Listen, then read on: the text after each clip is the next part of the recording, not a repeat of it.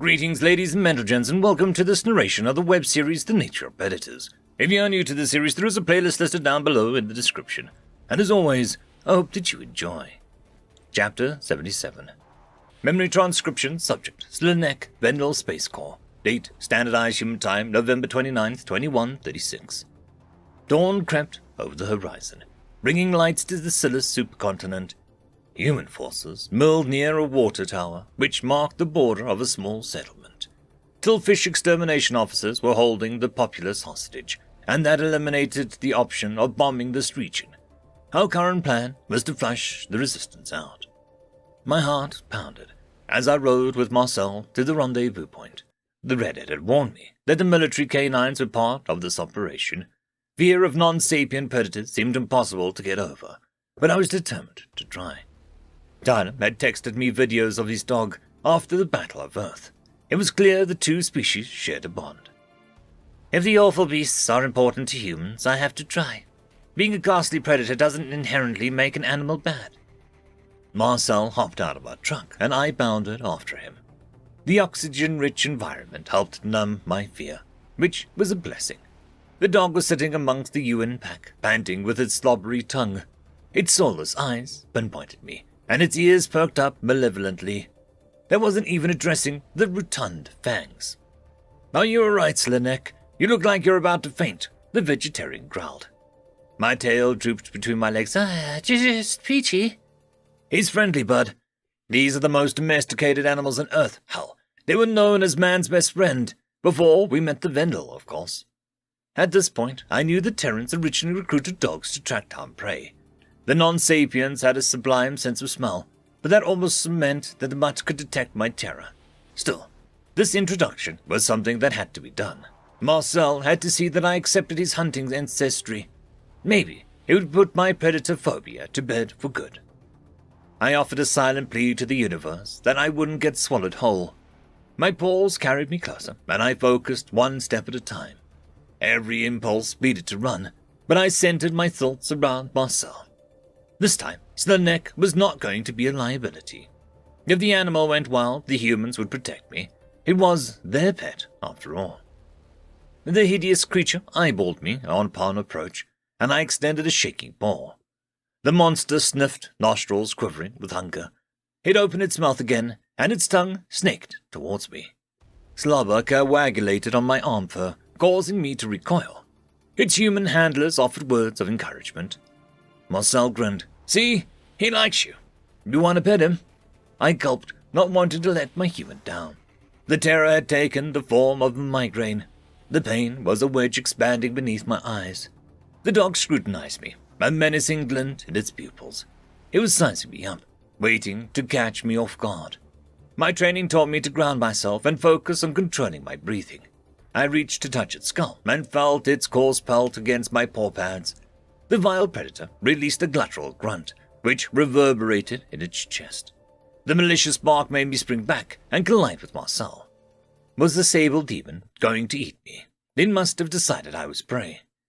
The mongrel stood quickly, wagging its tail, its nose around in the dirt before grabbing a stick in its jaw. It pranced over to me and dropped the twig at my feet. Globs of saliva formed in the bark, which suggested that it had worked up an appetite. The creature emitted a high-pitched whine as I stared, dumbfounded. Marcel stooped over and passed the stick to me. "Throw it! Tell Dino to fetch." "Dino?" I questioned. "That's his name. Come on, let the pupper have some fun."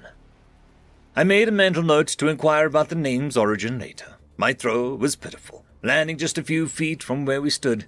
Dino scampered after it and snapped the twig off the ground.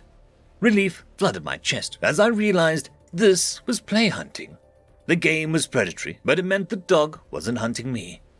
However, it was a little bone-chilling to consider why dogs would retrieve objects for humans. In the ancient days, this would have been a dead carcass dropped at its owner's feet. Was it tagging along with the soldiers to hunt the tillfish? Would it chase them down and report back to the Terrans with the catch? All of the primitives lavished it with good boy praises. "That was awesome, Slanek." Marcel clapped me on the back. "You'd create quite a stir on your internet if they saw this." I guess predators don't eat everything in sight." "Do you chow down on every leaf you see? Anyhow, I want to hear you say that you're good to come with us. We're good to go. I go. Don't worry. The blinkers kept the dog out of my vision as we clambered into the transport. Many humans were grinning at me, and I did my best imitation of a smile. The sight cracked the soldiers up. It was nice to lift their mood, even at my expense. Terrans didn't snarl as much as they used to, ever since the 10th of their population was lost. No amount of venereal cuteness would change that reality. Dino propped itself beside my paws, resting its thick skull on the floor. The beast appeared tranquil, but its ears were picked up and alert. I didn't like its chosen proximity to me, and I found myself praying that Marcel would intervene. The vegetarian merely tousled the dog's ears, the way he did with me. Active combat was preferable to the situation. At least, I was equipped to handle that peril. Our vehicle procession didn't get far, since the Tillfish holdouts had anticipated UN intervention. Spikes were laid across the main road, and fallen trees had been hauled over the path as well. Side routes were jammed with barricades as well. Humans couldn't drag those away without heavy machinery. It would take an eternity to await equipment. It might have been possible to drive off-road, but footpaths had been coated in gasoline. A Tillfish could set a route ablaze, the second the UN made a move. Any open land had been accounted for as well. Parks and green spaces had been flooded by local aqueducts. Even the Terran trucks could wade through the water. The muddy earth risked trapping their tires. Marcel nudged me out of the vehicle. Stay alert, Slanek. The exterminators left one route into the city. Foot traffic across the roads. There's a trap waiting for sure. You won't have the element of surprise, I said. Thankfully, we have recon drones to scout ahead. We're not going in dark. The dog is great at picking up explosives too. Dino placed its nose on the road, sprinting ahead of the humans. I hoped the dog was running off for good. If it became a wild predator terrorizing the local populace, maybe the Terrans would stop bringing their kind on missions. No predator soldiers made an effort to stop its departure, which suggested that the mutt was more trouble than it was worth. The UN infantry readied their weapons and surveyed the area with alertness. I mimicked their movements, though the dwellings nearby seemed vacated. Thermal feeds were relayed to their holopads, granting us their drone's vision. Tillfish were scattered throughout the town square, the many taking refuge from the extermination office. Judging by their location, I assumed those were hostiles. Enemy patrols also wandered the streets, policing the citizenry. The populace was small enough to monitor, and the residents had been confined to their homes. That made it easier to differentiate between combatants and hostages. It was best if the innocents remained inside. Hunting down every last hostile would be a challenge regardless, since their forces were spread out across the landscape. I trundled ahead, jogging to match the human's pace. We weaved around the obstacles placed in our path and climbed over a few lengthier objects. The persistent predators were tireless as they moved, but my body ached from the strenuous activity. I noticed Marcel favoring the leg he had been shot in, so I decided not to ask for a ride. Are you okay? I asked. Marcel gritted his teeth. My conditioning's not peak. After being injured for months, recovering from Sovlin's fun room was hard enough. Gotta get my fitness back up, rebuild my strength in my leg. That makes sense. We lose strength if we're sedentary too. Our scientists think that venereal physical activities declined alongside the native predator population. Fitness isn't as important without threats. That's probably right. Likewise, a predator's, our fitness correlates to our participation in hunting, which we don't do anymore. The resounding bark jolted us out of the conversation. Dino sat beside a crate of black powder, which bore the insignia of a mining company's. A fuse was attached, but the device hadn't been triggered yet. The Tillfish must be waiting for the humans to pass by. It was the extermination officer's humor to weaponize a predator's tactics against them. The dog's handler whistled, and it came running back with eagerness. I guess the mutt wasn't keen on escaping after all. The primates had it under their spell. Come to think of it, even a feral predator wouldn't run away from the easy source of flesh. Terrans must keep control with generous helpings of food. It's playing along because it's learned that humans reward it handsomely, but the second they'd run out of food, it'll eat them alive. Whatever my thoughts on Dino's motives, it was impressive that the humans trained the beast to detect weaponry. Its scouting potential was valuable to our foray, and its sensory ability made the journey safer.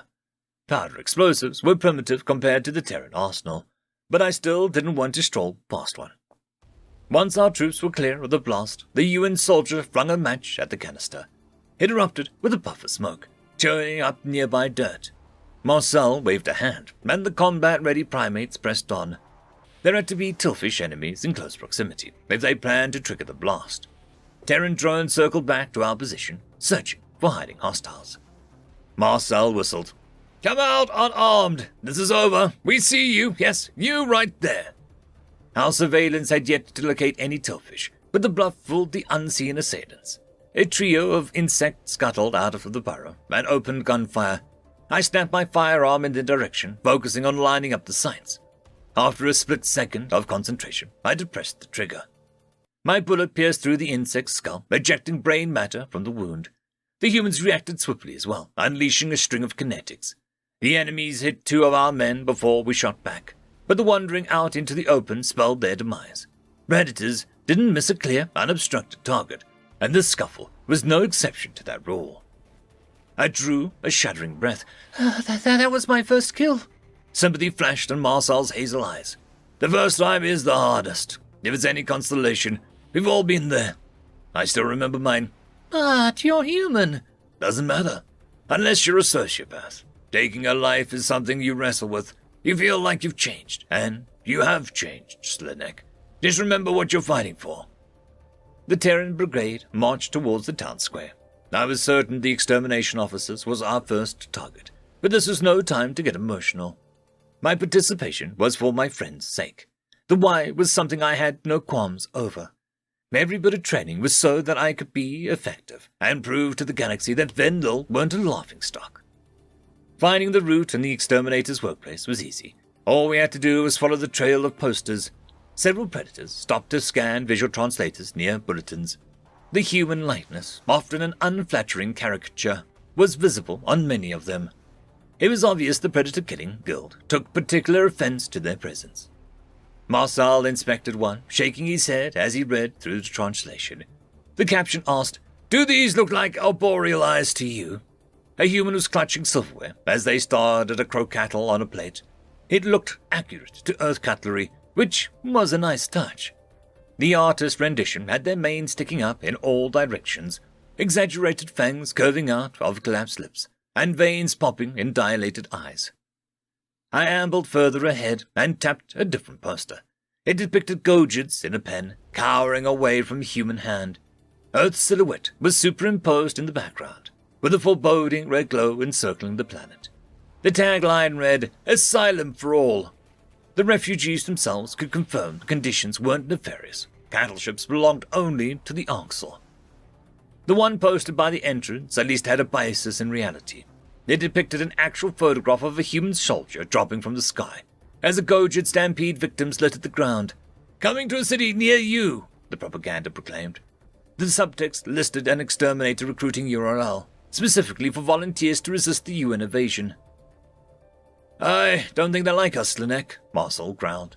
"No clue where I got that impression from, though." I took cover, waiting for the humans to reach the door.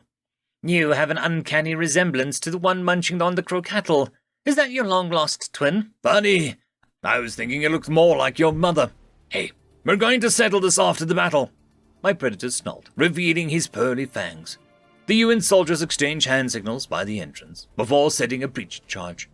The blast rocked the door off its hinges, and the humans stalked into the building. There were a few rifle blasts, and the Terrans picked off the Tillfish in the entryway. I shouldered my own gun and slunk into the lobby. Smoke clouded the air, wisps visible in the dimly lit environment. The predators were inspecting a layout of the building. Their first step was to seal off the exits. We knew where the bulk of the enemies were located, thanks to the drones. It was a matter of our success clearing them out.